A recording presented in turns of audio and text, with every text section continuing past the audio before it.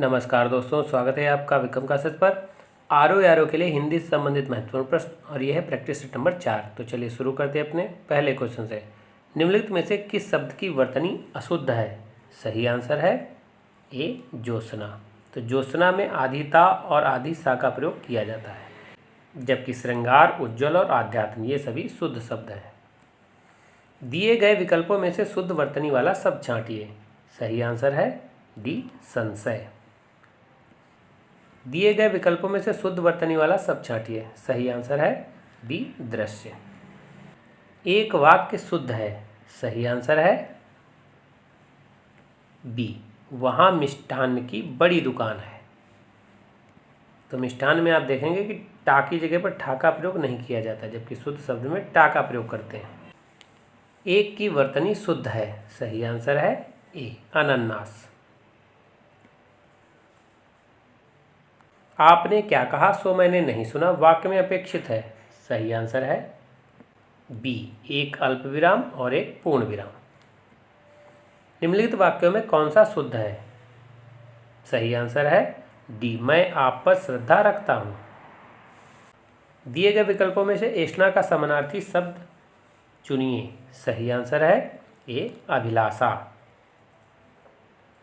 दिए गए विकल्पों में से कौन सा अतुल का समानार्थी शब्द नहीं है? सही आंसर है बी अनल। अधोलिखित में कौन एक घर का पर्यायवाची है? सही आंसर है ए अयन। उसकी शिकायत पूर्णतया सही थी रेखांकित शब्द का समानार्थी शब्द है। सही आंसर है सी अक्षरशः। अतः शब्द का समानार्थी पहचानिए। सही आंसर है बी अतएव। निम्नलिखित में से एक शब्द आम का पर्यायवाची नहीं है। सही आंसर है सी अम्बु। अम्ब जो है ये जल का पर्यायवाची होता है, जबकि अतिसौरभ, सहकार और रसाल ये सभी आम के पर्यायवाची हैं। भिन्नार्थक शब्द का चयन कीजिए। सही आंसर है बी अनिल, जबकि पावक, अनल और कृषाण ये सभी आग के पर्यायवाची होंगे, जबकि अनिल जो है ये हवा का पर्यायवाची होता है। नीचे दिए गए शब्दों में कौन सा शब्द अग्नि का पर्याय नहीं है? सही आंसर है बी अनिल, तो ये हवा का पर्यायवाची होगा, जबकि कृषाण, हुतासन और वहीन ये सभी अग्नि के पर्यायवाची हैं।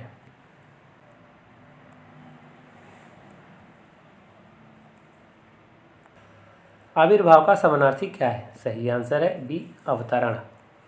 आसक्ति शब्द का अर्थ क्या है? सही आंसर है ए अनुराग। भोले बालक ने क्रूर डाकू के कठोर हृदय में कोमल भावना जगा दी वाक्य में कितने विशेष्य हैं?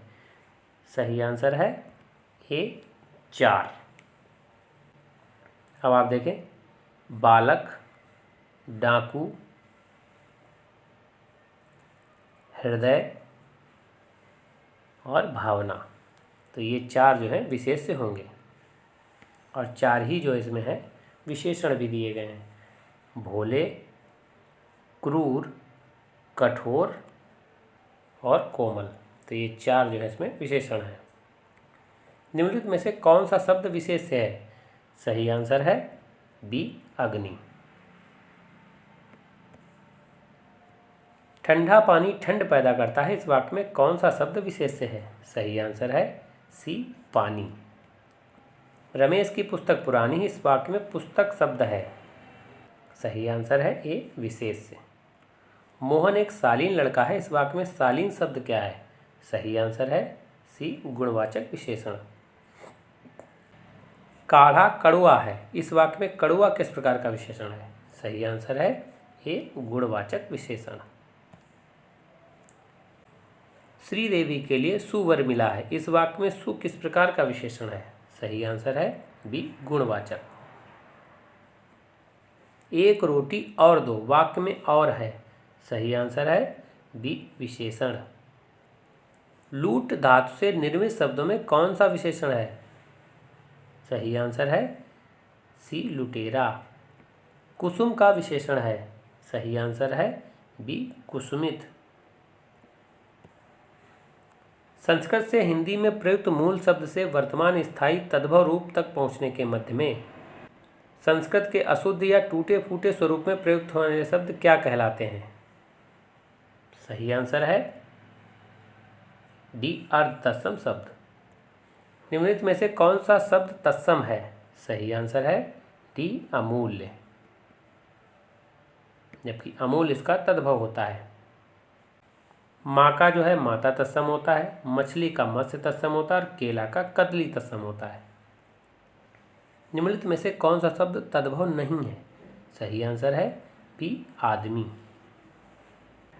अब आप देखें, तीखा का तीक्ष्ण तत्सम होता है, जीव का जीवा तत्सम होता है, धीर्त का धृष्ट तत्सम होता है।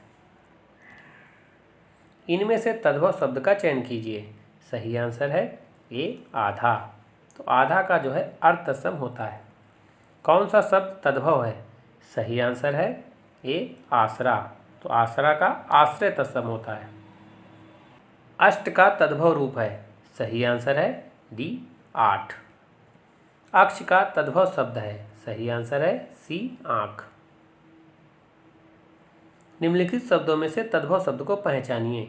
सही आंसर है ए आलस। तो आलस का जो है आलस्य तत्सम होता है।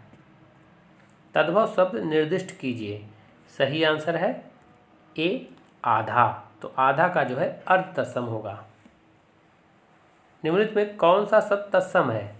सही आंसर है ए आलस्य। जिसे जीता ना जा सके वाक्य के लिए एक शब्द कौन सा होगा? सही आंसर है सी अजय। जो स्त्री सूर्य भी ना देख सके के लिए एक शब्द कौन सा होगा? सही आंसर है बी असूर्य पस्या। जो संविधान के अनुकूल ना हो इस वाक्यांश के लिए सही शब्द कौन सा है? सही आंसर है सी असंवैधानिक। जो भविष्य की बात सोचता हो के लिए एक शब्द कौन सा होगा? सही आंसर है डी अग्रसोची। धरती और आकाश के बीच का स्थान इस अभिव्यक्ति के लिए एक उपयुक्त शब्द कौन सा है? सही आंसर है डी अंतरिक्ष। जिसका मूल्य आंका न जा सके इस अभिव्यक्ति के लिए एक उपयुक्त शब्द कौन सा है? सही आंसर है बी अमूल्य। जो कानून के विरुद्ध हो इस अभिव्यक्ति के लिए उपयुक्त शब्द कौन सा है? सही आंसर है सी अवैध।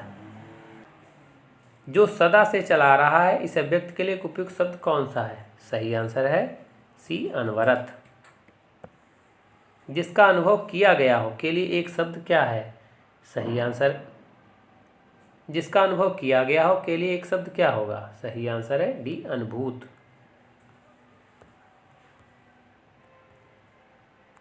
जिसका विभाजन नहीं किया जा सके उसके लिए इन शब्दों में उपयुक्त शब्द क्या होगा? सही आंसर है ए अविभाज्य।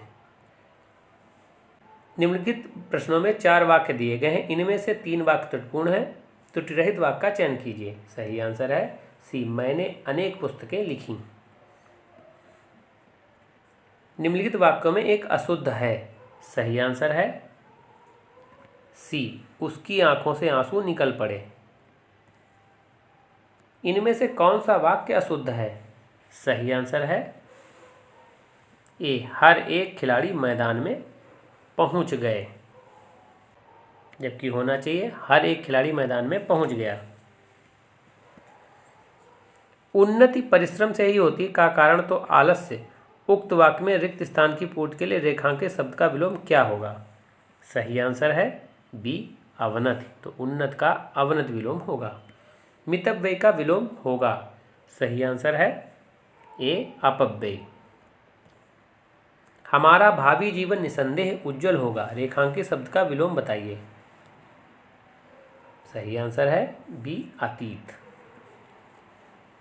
बहिरंग का विलोम शब्द है। सही आंसर है बी अंतरंग। दिए गए विकल्पों में प्रचुर का विलोम शब्द है। सही आंसर है बी अल्प।